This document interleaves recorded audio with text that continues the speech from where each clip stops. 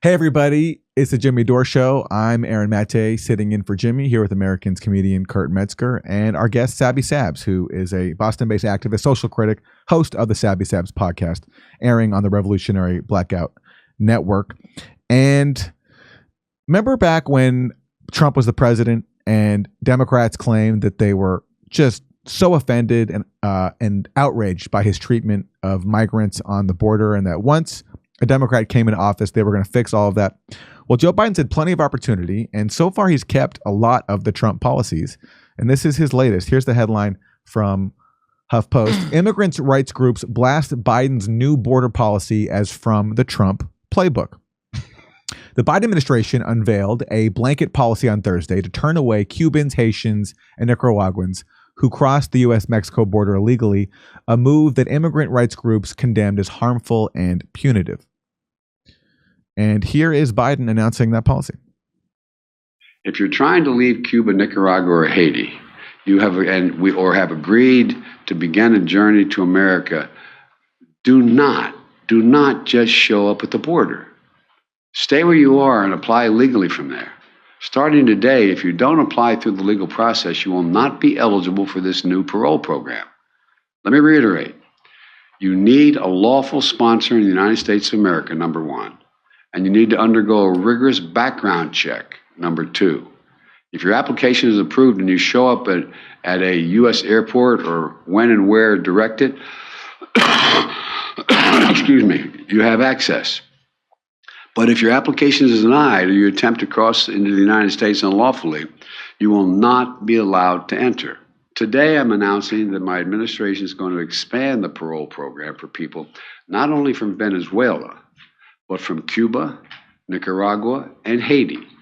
Again, these four countries, Venezuela, Cuba, Nicaragua, and Haiti, these four countries account for most of the people now traveling into Mexico to try to start a new life by crossing the border into the United States of America.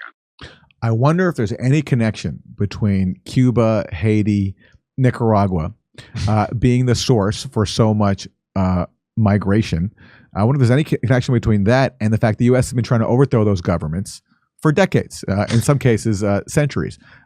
Haiti being punished by the U.S. and France since it was founded as the first free republic in this hemisphere after a slave revolt, immediately got punished by the U.S. and France for that. And of course, that's the connection that we're never allowed to make.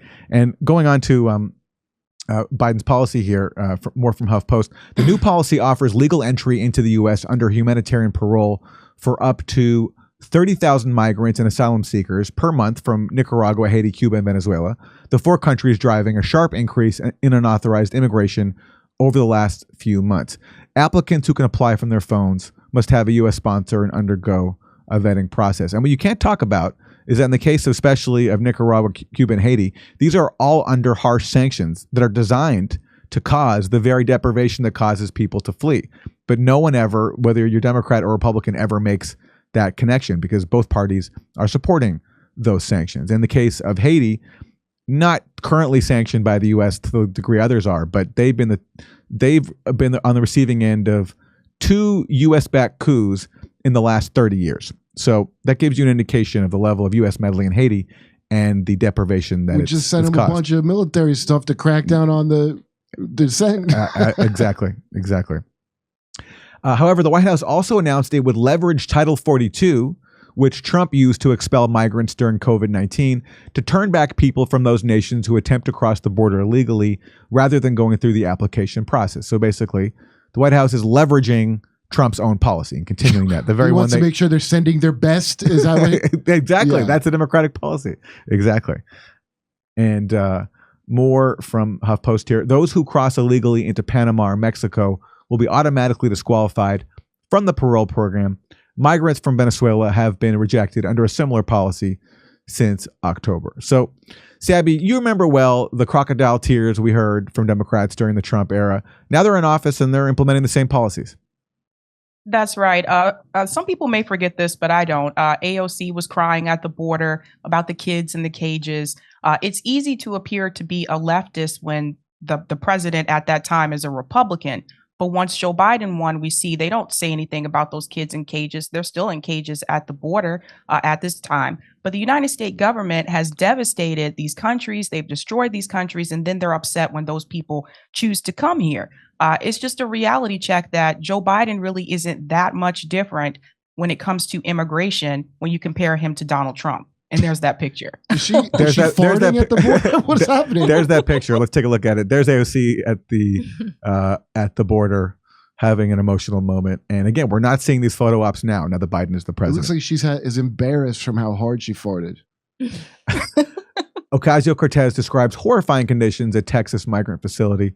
Thank God those conditions don't exist anymore now that Joe Biden is the president. And remember when Rachel Maddow heard that kids were being kept in shelters and at the border during the Trump administration, babies were being kept and separated? Good thing she doesn't pay attention to the border situation now. She might die of a broken heart. And let's just go back to this memorable clip. Oh.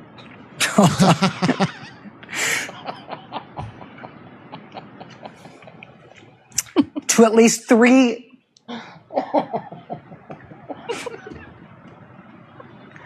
Can we put up the graphic of this? Thank you. Do we have it? No. 3 tender age shelters in South Texas. Lawyers and medical providers. Just, I think I'm going to have to hand this off. Yeah. Sorry. That does it for us tonight. We'll see you again tomorrow. Now it is time for the last word with Lawrence O'Donnell. Oh man, I gotta get Scott Rouse my body language expert. I want him to analyze because that looked like I owe AOC an apology for the great work she did with her fake crying after what I just watched. So if Rachel Maddow learned now that the same things are going on under Biden, what would the emotional reaction be? It wouldn't be tears. Would it be laughter? Would it be glee? Do not come. Here's a headline from back then. It's child abuse. Dems blast Trump's kids in cages policy. And of course, who built those cages? None other than Barack Obama and Joe Biden during their administration. And we all remember this. GOP Blast Democrats for using 2014 kids in cages photo to promote migrant hearing. So this was Democrats under Trump using a photo of kids in cages that happened under Obama back in 2014. And again, this was the promise from Biden. Biden vows to roll back Trump's immigration policies. Despite promises, Biden looks a lot like Trump on border issues. And that's the reality we're with. And none of these issues will be resolved unless either party is willing to look at the root cause. Remember Kamala Harris was talking about looking at the root causes? Well, the root causes, I think, are the U.S. meddling in these countries and trying to achieve the outcome that would lead people to want to flee their country, destroying economies by imposing austerity and free trade deals, overthrowing governments, empowering death squads. I mean, that's the legacy of the U.S. and Central America for so many decades. Unless that is addressed, you're going to continue to have people coming, and you're going to continue to have this problem, no matter who's in power. Are they planning? I mean, especially with those countries, and I guess in Europe, when you hear all this immigrant, is it all places they colonized? And yes, that's where the people are coming from. Yes, and you're right. It never is brought up. Never is brought up. You can't talk about it. Yeah.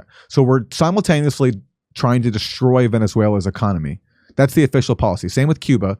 Going back to the origins of the Cuban Revolution, trying to destroy the economy, to turn the people against their government. And then we're outraged when people dare flee and try to come here. Yeah, we cancel them like we canceled Cuba and Venezuela, especially Venezuela. We've had the story of Juan Guaido in that restaurant and the people chasing him around the restaurant, just the regular people. Yeah. And I remember I was blown away that guy just lives in Venezuela. Like we declared him the rightful president and he just walks around openly in Venezuela. Like that doesn't add up. No, it doesn't. But luckily we don't have to think about logic right now because Biden's in office. So it doesn't matter anymore. It doesn't apply. Sabby, we're going to wrap up. So any final words for us? I will just add to this particular situation. I think that people need to understand when you hear about these countries on mainstream media, they'll tell you the reason why these countries are poor or devastated is because of socialism and because of communism. And they'll leave out everything that you just said there about how the United States has intervened in those countries and has put sanctions on those countries. And that's actually the real reason why they're in despair. You know what else they don't bring up? Vietnam. Nobody brings up how Vietnam's doing. That's true. Still actually finding cluster bombs in I know Agent a lot Orange. of conservatives that took a great trip there and thought it was great. Oh, yeah? Yeah. Well, hey, I've heard it's a great place to visit. But again, another place where we don't confront the legacy of what we did.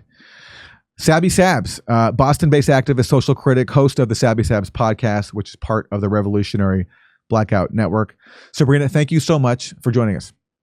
Thanks, Aaron. Everybody, we're doing live stand-up comedy in Los Angeles in January and February in Los Angeles. And then we're going to Tempe, Palm Springs, Milwaukee, Minneapolis, Nashville. Go to jimmydore.com for a link for all those tickets and become a premium member while you're there.